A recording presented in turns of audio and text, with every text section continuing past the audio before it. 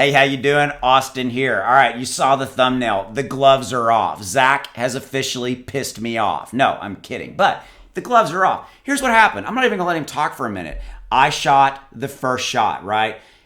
His headphones, they're stupid. He doesn't need them. He's got a PhD in media broadcasting. He's like a learned doctorate.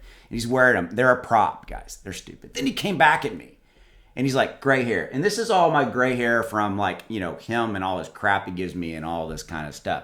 So here's the thing. I'm taking the gloves off. I'm taking it to the next level. You see his little mustache and his little goatee. What does he think he is? He's some little cool guy. I mean, come on. I'm actually really jealous. When you can't grow hair up here, you got to grow hair somewhere. All right. So this is where I got it.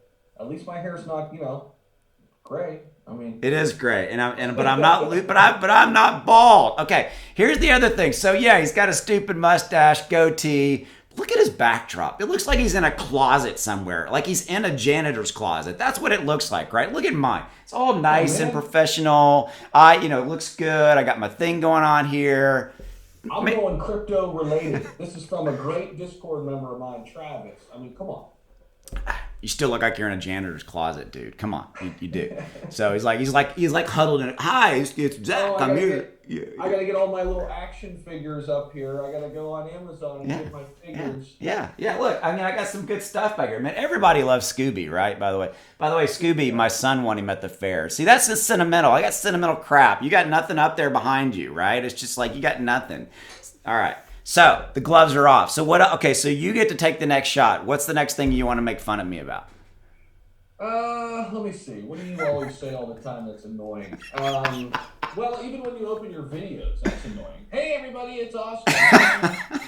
Sound like, I don't know, just some annoying, teenage kid in their basement. I don't even know. Yeah. Well, you're over there like doing I'm a terrible roaster. If you no, you're over there like, hey, it's Zach, and I'm here to talk to you about this. All right. So, okay. Yeah. All right. But hey, for those who haven't seen it, he doesn't even know what I'm about to ask him. Here we go. I want to hear Zach Humphries, your official media broadcast voice. So you're on. Go. Ladies and gentlemen, please welcome Grammy award-winning artist Austin Hilton. Right? And then you come out on the stage and woohoo, that's big. All right. So we're done with the roasting. Obviously, you guys know we're kidding. We're good friends. We were like, hey, let's do a fun video. So let's do this. Let's go. Let's talk about some business. Overall crypto market, Zach. What do you think? What do you think? What does December look like to you? What's your opinion? Yeah, man. I mean, November, as we both know, it's kind of up and down. December's kind of getting off to a rocky start though, as well. But here's the thing. I mean, take that long view, that when in doubt, zoom out perspective. I still think we're in a bull run, man. I think we got another 3, 4, maybe even 5 months left. And all the people who are way smarter than we are doing the technical analysis, they still see Bitcoin going to 100K. They still like Ethereum to get to 10K. I was listening to Raoul Paul last night. Great listen. And he was on with Invest Answers, another great YouTuber, big TA guy. But he was basically saying he would not be shocked if we get a $10,000 ETH still this year at the end of December with everything going on with the burning. And we know what that does, right? That's going to drive the price up to SHIB and Saitama, and all these altcoins are going to follow. So I'm still very bullish, man. I know you're a big Lark Davis fan. Yeah. He's been saying a lot of the same things, man.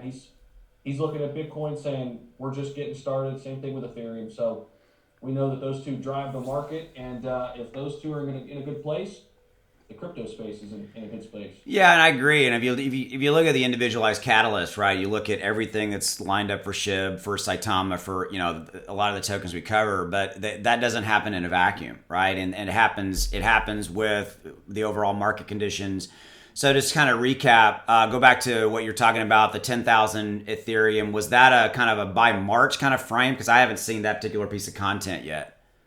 So Raul thinks it could get to 20 base case by March. Jesus, I didn't know it was that much, that fast, that high. Wow. Basically, Good. So, but I want to broach something that we haven't talked about really in a little bit. You and I talk about all the time. But so, kind of leading up to March, significant bull run. We are also hearing that kind of after March, we're looking at some type of a quasi bear cycle that's beginning. So I know you've done a little bit more due diligence. I look at some of the stuff, but what are your thoughts on kind of what happens from March on there? Yeah, so we don't know for sure, right? Because past models don't dictate what's going to happen in the future, but at least we go off of it. We have it at our disposal. But yeah, I mean, we're going to hit a bear market. It's just when, right? So is it going to be April? Is it going to be May? Is it going to be June?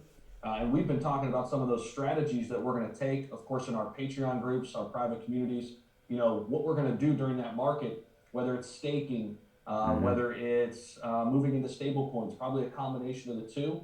But the good thing is, we have a good seat at the table. We've got a lot of great people around us and resources, and we're going to do our best to kind of let people know, hey, things are kind of tipping into a bear market. It's time to secure some of these gains, and hopefully by that time, we're all big time in the green, and we're ready to put some things away in stable coins, maybe even take some profits out, depending on if you need that money for various things in life. Yeah, so to kind of recap and wrap up, we're coming up on about 6 minutes. And so, guys, obviously we farted. That was weird. What the hell? I mean, what? It's not an Austin video. We farted. There you go. You can make fun of me about that shit all the time. They're not even cussed. Wow, I'm loosening up today. Yeah, all right. We farted. We started making fun of each other, but we probably will do some more of these because Zach and I talk every day, so I think this is cool. But to kind of recap, I think, and thanks, man, you did a really good job of kind of outlining that. And by the way, this doesn't happen in a vacuum, guys. We watch Lark Davis. I watch BitBoy. We watch some of these other guys, Altcoin Daily, Invest Answers. These are some of the really good content creators that, again, I've said this. We watch other people. We have people on our teams that do technical analysis, things of that nature. It seems to be a consensus that everybody agrees that up till about March-ish, right, Zach, that we've got a pretty decent run there from a bull run for all of the tokens coins that we've talked about. By the way, we didn't mention them, but you and I are still bullish on Piccolo Inu, Shiryu Inu, Zombie Inu. We've talked about those in previous ones. Obviously Shiba, Saitama, etc. And we're looking at them from this standpoint, guys, of this run. You've got to always be aware of these cycles, right, Zach, of these bull runs and these bear runs, right? And so the consensus is that March-ish is the end of the significant bull run we've had. Now, that doesn't mean that the sky falls and the world goes to, on fire after March. Our point to you is that we talk about all this stuff, and we're looking at plans, especially for enabling like our patrons and all these kind of stuff in our private communities. By the way, link below on my channel, and Zach has it as well, is that how do we facilitate protecting those gains, those assets that we've ran up through the first part of the year, and then move into a model where we're minimizing downside risk. So you want to say anything to that before we wrap up, Zach? Yeah, just to add on a little bit toward the end of that is we want to secure those profits. And again, I think people have in their mind, it's like, oh, you're not a hodler, you're not a long-term holder. No, we're taking those profits. So when there's blood in the streets, when things get way down, we're going to go shopping. And that's kind of our shift in content. Once we do hit a bear market, we're going to be talking about, hey, we got this money on the sidelines. Here's what we're buying. There's going to be a lot of those type videos. So we're not going anywhere in a bear market. In fact, we're going to be more active in a bear market because we're going to secure the gains, keep them in stable coins, and have that cash on the sidelines ready. And there's other assets too that are good in a bear market. I was just reading a little something. Chainlink does really good in a bear market, so that might be one to look at. Kind of shift some money over into Chainlink. But yeah, we'll be here, and I can't wait to start buying things on the cheap, man. Well, and I want to also say something, guys. So you brought something up, Zach, that really reminded me.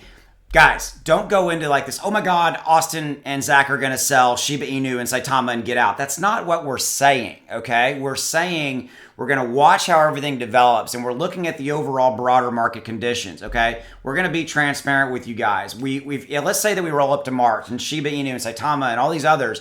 You're going to get transparency. And if we feel like there's going to be major fall off because the overall market goes bear, we're going to say, hey, here's what we're seeing. Here's what we're thinking. Doesn't mean we are absolutely not abandoning any of these tokens, but we are looking at how do we minimize risk to ultimately get to what? Profit, right? And lock in profits, maintain profits. and we will continue to cover all the tokens, keep you guys updated. But I really wanted to circle the loop because you brought that up, Zach, and that's a good point. It's that you've always got to be nimble in these situations and be looking at how do you, again, maximize profits, protect your assets, protect your downstream, portfolio, etc. That's all we're saying. All right, so let's wrap up with that. Go ahead. And acquire more, right? Yeah, well, yeah, exactly. If I buy a certain level, in a bullish market, it still goes up. I make money.